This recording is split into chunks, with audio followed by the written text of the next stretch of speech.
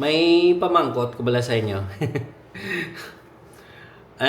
Kung may bagay, ano nga bagay or ano nga klaseng experience na siya nga ina ba lang gusto mo balikan, hindi ang ex mo ina ba lang experience mo na gusto mo na realize mo subong nga gusto mo balikan kag i-correct.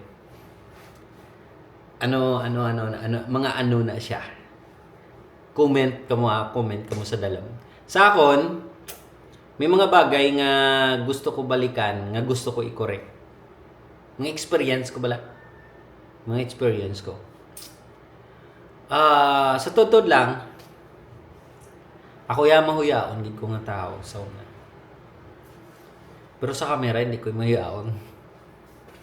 So sa totoo lang mahuyaon ko. Though ang self-esteem ko bala low.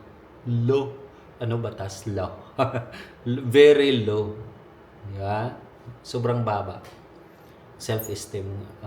Ang confidence ko bala sobrang baba. May mga bagay sa una bangod sinagali.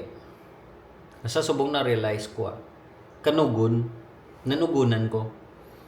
Bangod sina nga ugali ko sa una nga tani gin-grab kong opportunity nga wala ko. Lain na yang basi mambal ka mo, basi na huya-huya lang ko sa ginpangaluyagan ko. Hindi. Ini siya particularly sa mga opportunities bala sa atong kabuhi nga galabot.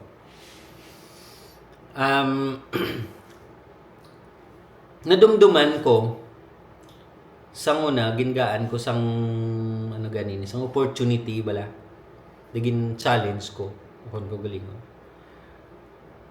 But because nahuya ko daw naglaylo nagngita ko other way para hindi ko na ma-experience ina nga challenge.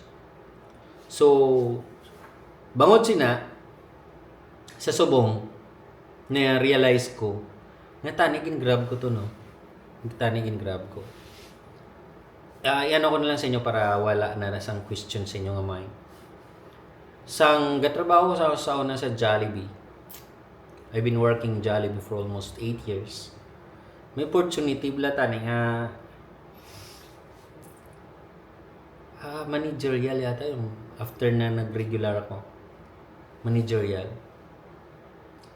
So bangod sang kahuya kag wala ko salig sa akong kagalingon, wala ko naging accept nga challenge. So ang natabo nang ibabaw ang pride bala sa akon.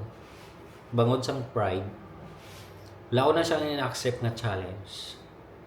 Kay siling ko, kaya ko sa amo ning way.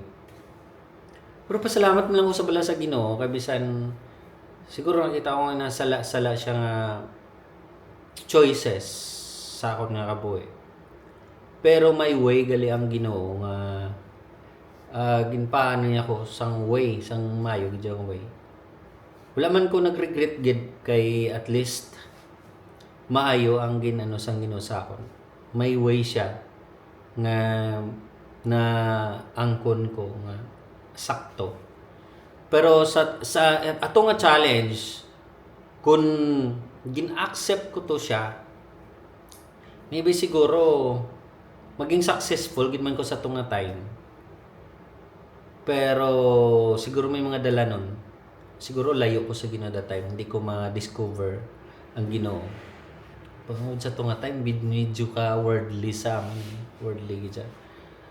Kag hindi ko siguro hindi ko fit sa tunga time, sa tunga pero nanugunan ko sa tunga time.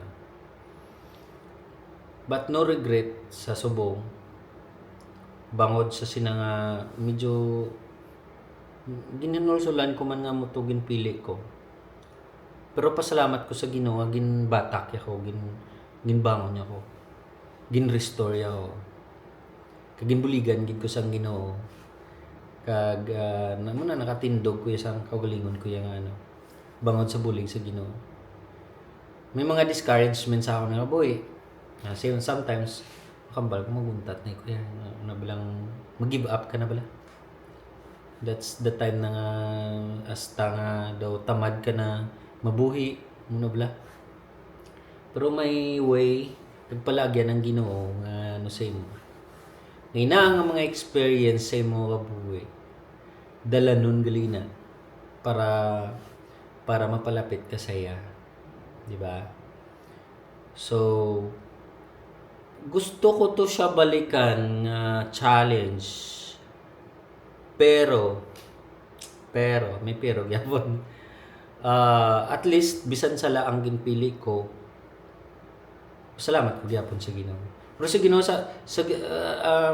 mambal ko lang kung ginpili ko tong challenge, siguro may ilain man palagyan ng Ginoo para malapit pagid ko sa iya. May mga worldly tayo nga worldly nga career nga handom sa taong kabuhi. May ara man mas bitter hindi pa ita. Mas maayo pagigili ang dala nun hatag sa Ginoo sa imo. Diba? So, ang balik ta sa topic naton sa pumangkot nga kung anong mga bagay gusto ko balikan. Gusto ko balikan na to nga challenge. Siguro para sa akin okay na subok. Late ko na na-realize. So nakita ko mga upod ko sa una nga nag-accept sa itong challenge. Naging ano na sila sa subong mga basta layo na. Baga success sa ilang kabuhi. Mas early nila nga na angkon nila nga success sa ilang kabuhi. Sa akon, at least sa subong, hindi man di ko sila nga nakatibawas lang sa bulig sa Ginoo. Kag at least hindi na ko bala sila nga kinanglan ko pa magpakitluoy sa tao para mabuligan, no? Kag damo naman tas ang nabuligan bangod man sa bulig sa Ginoo. Muna mambal ko lang niya every time may purpose kidya sa ato nga kabuhi. O kung may nabatsagan ka subo nga something na may problema ka, amuning patinan mo. Everything work together for good according to His purpose. Diba? So, mabasahan mo na sa Ecclesiastes chapter 12 verse 1. So, muna, sa aton nga mga viewers diri sa Facebook, sa YouTube, keep going, keep moving, don't give up. Kung hindi wala ka pa kagani ka follow ana sa mga Facebook Binoy.